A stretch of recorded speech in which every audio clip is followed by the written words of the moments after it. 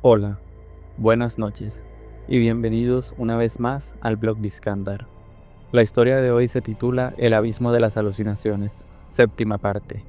Si aún no has escuchado las anteriores, te invito a hacerlo. Te dejo el enlace en la tarjeta de sugerencias por acá arriba. El temerario se desliza lentamente entre las formaciones rocosas, sus velas ahora tensas bajo un viento gélido que parece surgir de la nada. Las rocas, altas y afiladas como garras de un gigante, se alzan imponentes a ambos lados del barco, sus superficies cubiertas de musgo negro y surcos profundos, como si siglos de maldad se hubieran asentado en ellas. Los marineros trabajan en silencio, sus movimientos lentos y erráticos, mientras el rugido que resuena en las alturas parece filtrarse en sus huesos.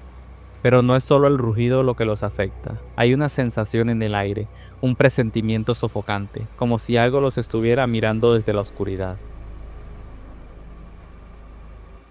Gabriel, de pie junto a la borda, siente un hormigueo recorrerle la espalda. Su atención se desvía hacia una de las paredes de roca a la derecha del barco. Algo llama su atención, un movimiento antinatural que no puede ignorar. Sus ojos se fijan en una cueva oscura que perfora la base de la roca, un agujero de sombras que parece respirar junto con el rugido del viento. Sus labios se mueven, pero no emiten palabras, mientras señala hacia la cueva. Hay algo allí, logra susurrar finalmente.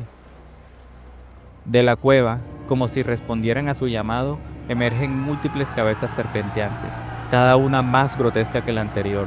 Son largas y delgadas, cubiertas de una piel escamosa que refleja la luz de las lámparas con un brillo aceitoso. Mandíbulas repletas de dientes afilados se abren y cierran en movimientos rítmicos, como si probaran el aire, mientras ojos rojizos emiten un brillo malévolo que corta la niebla. Es Scylla, un monstruo que parece arrancado de las pesadillas más profundas de la humanidad. Su mera presencia altera la atmósfera del estrecho, y todo en el temerario parece detenerse, como si el tiempo mismo se negara a avanzar. Antes de que alguien pudiera reaccionar, una de las cabezas se lanza hacia la cubierta con una velocidad inhumana. Su mandíbula se abre de par en par, dejando al descubierto una lengua negra y áspera que se mueve como un látigo.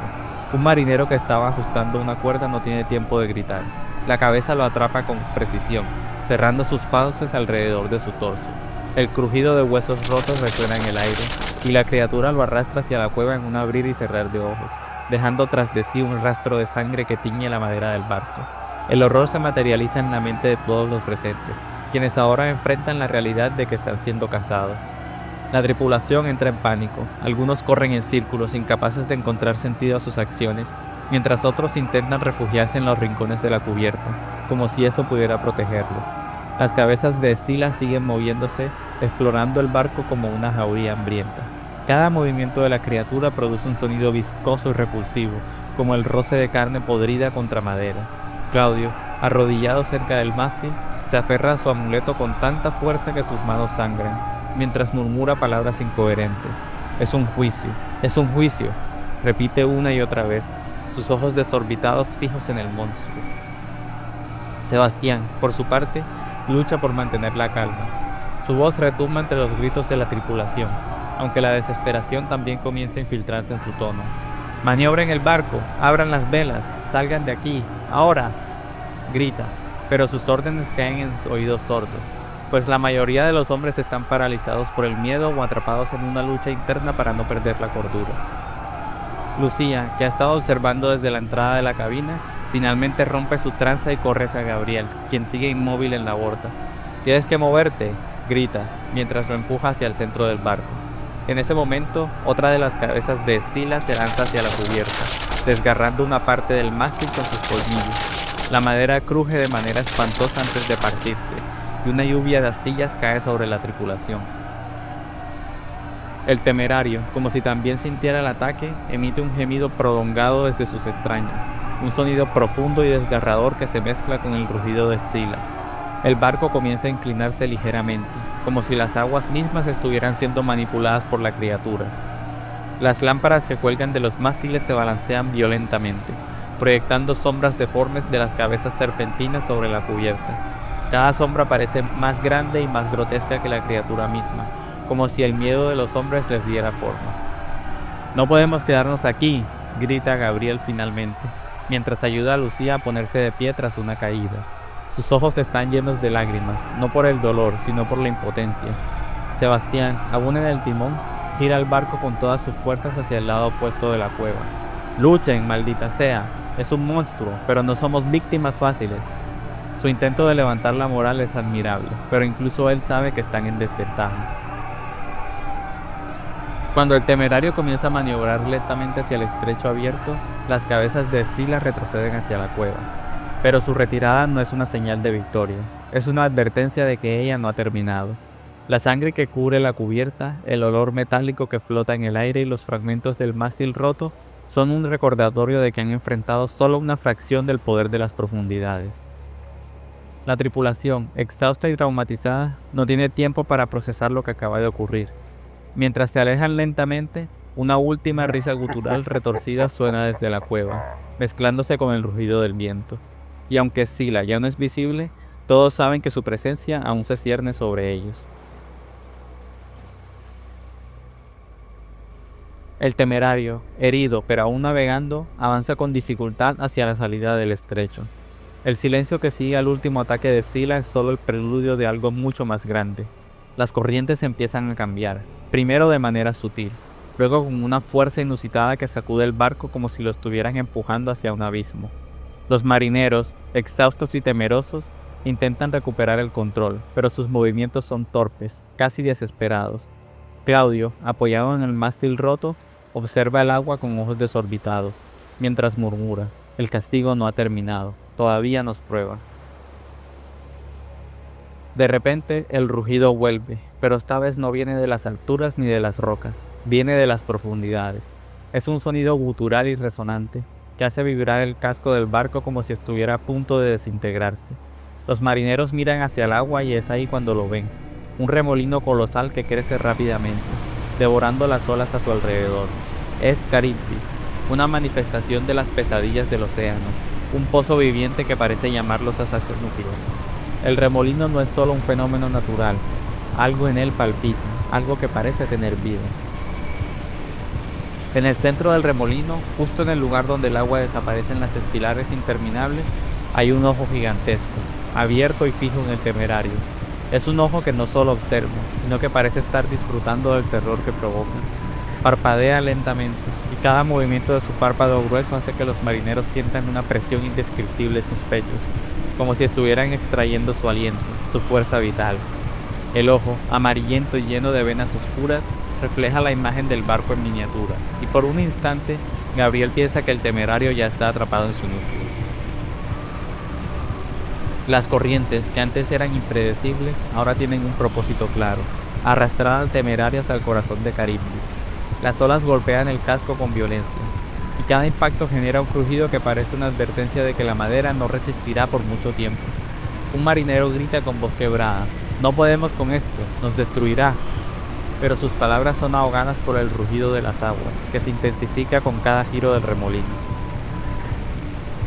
Sebastián, aferrado al timón con todas sus fuerzas, lucha por mantener el control del barco. Sus manos están ensangrentadas por el roce constante contra la madera, y su rostro, normalmente impenetrable, ahora refleja desesperación. «Manténganse firmes, no hemos terminado aún», grita, pero sabe que sus palabras son una mentira. El temerario está al borde de la ruina, y su tripulación ya lo sabe.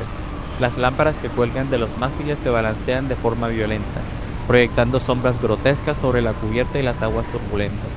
Las sombras parecen moverse por su cuenta, como si fueran reflejos de algo que habita dentro del remolino. Claudio cae de rodillas, incapaz de soportar el peso de su miedo. Su voz se eleva entre los gritos de la tripulación. «Dioses del mar, no somos dignos, no somos dignos». Sus palabras, aunque desesperadas, parecen alimentar la furia de Caribdis, pues el remolino se estrecha aún más, y el ojo parece acercarse al barco, como si quisiera devorar a cada hombre por separado. Lucía, paralizada, observa el caos desde un rincón de la cubierta. Su cuaderno yace a un lado, abierto pero sin uso. Por primera vez, no encuentra palabras para describir lo que está viendo. Mientras el rugido de Caribdis llena el aire, algo más llega a sus oídos. Voces suaves, persistentes, que provienen del agua. Al principio son ininteligibles, pero pronto adquieren forma. Lucía, susurran, llamándola por su nombre. La doctora siente un escalofrío recorrerle la espalda, pero no puede evitar mirar hacia el agua. Lo que ve la deja sin palabras.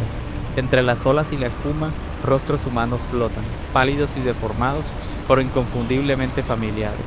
Son las caras de personas que conoció, que dejó atrás en tierra. Sus ojos están vacíos y sus bocas se mueven como si estuvieran hablando, pero no emiten sonidos. Lucía retrocede, pero los rostros la siguen con la mirada. Esto no es posible, murmura, pero sabe que están viendo algo que trasciende la realidad. Las voces se vuelven más insistentes. Lucía, ven.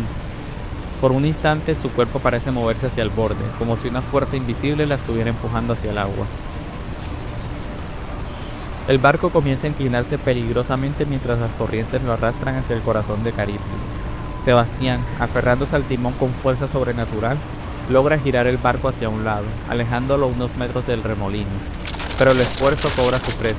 Parte del casco comienza a crujir bajo la presión y varias tablas se desprenden, dejando un hueco que permite que el agua entre en la bodega. Gabriel, que hasta ahora ha estado luchando con las velas, grita: «¡Nos estamos hundiendo!», pero nadie parece capaz de responder. Finalmente, el temerario logra salir del alcance inmediato de Caribdis, pero el remolino no desaparece. El ojo gigante sigue observándolos desde la distancia, y la tripulación sabe que no están fuera de peligro. Claudio sigue arrodillado, murmurando oraciones que ya no tienen sentido, mientras Lucía, temblando, se queda mirando el agua, esperando que los rostros se desvanezcan. Sebastián, con el rostro cubierto de sudor y sangre, deja caer el timón por un momento, sabiendo que el próximo obstáculo podría ser el final. El rugido se calma lentamente, pero su eco permanece en las mentes de todos los hombres a bordo. El temerario sigue adelante, pero nadie puede olvidar el ojo que los miró directamente, ni las voces que llamaron desde las olas. Caribdis no es solo un remolino, es una entidad viva que reclama lo que el mar considera suyo. Y aunque han escapado por ahora, saben que no será la última vez que el océano intente tomar lo que le pertenece.